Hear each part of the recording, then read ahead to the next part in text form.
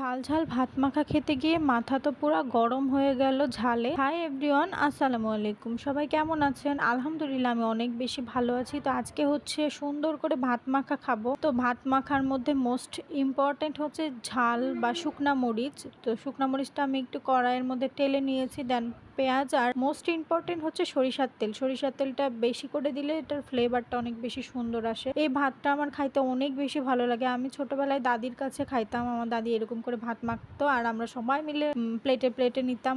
এটার অন্যরকম একটা আনন্দ থাকতো। তো এই ভাত মাখাটা আমার কাছে অনেক বেশি ভালো লাগে। এটা হচ্ছে একটু কড়কড়া ভাতে হলে অনেক বেশি সুন্দর লাগে খাইতে, আর সাথে যদি একটু আলু ভর্তা দেন, অনেক রকম কিছু দিয়েই এটা খাওয়া যায়, পরিবেশন করা যায়। তো আমি হচ্ছে সুন্দরভাবে এটা ভাত মাখাটা আপনাদের সাথে শেয়ার করছি। কার কেমন লাগছে অবশ্যই কমেন্টে জানাবে, আর কার কার মুখে পানি আসছে এটাও কমেন্টে জানাবে। আমি বেসিক্যালি ঝাল খেতে পছন্দ করি, কিন্তু মাঝে মধ্যে এত ঝাল নেওয়া যায় না। বাট আজকে হচ্ছে আম্মু আমাকে অনেক বেশি ঝাল দিয়ে ফেলেছে, মানে মরিচগুলো অনেক বেশি দিয়ে ফেলেছে। তো এটা আমার কাছে অনেক বেশি ভালো লাগছে। আর এটা হচ্ছে মায়ের হাতের ভাত মাখা বলে কথা।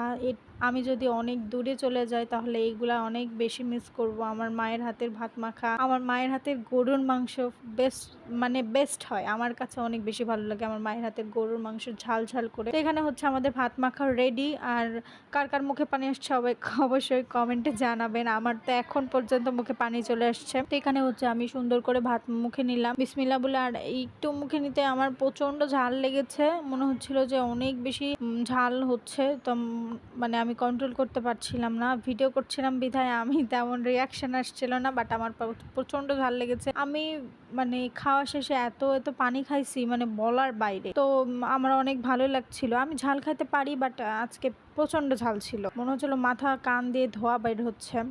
আর কার কার এই ভাতটা পছন্দ অবশ্যই জানাবেন। আমার কাছে তো অনেক বেশি ভালো লাগে, আর সব মিলিয়ে অনেক অনেক বেশি মজার ছিল। আর এত এত মজার, মানে মায়ের হাতের অন্যরকম একটা ফ্লেভার, মায়ের হাতের অন্যরকম একটা স্বাদ, এটার মধ্যে আর কোনো তুলনা নাই। সবাই বেশি বেশি করে কমেন্ট করবেন কার কেমন লেগেছে। আর আজকের মতো এই পরবর্তী সুন্দর ভিডিওতে দেখা যাবে। আল্লাহ হাফেজ।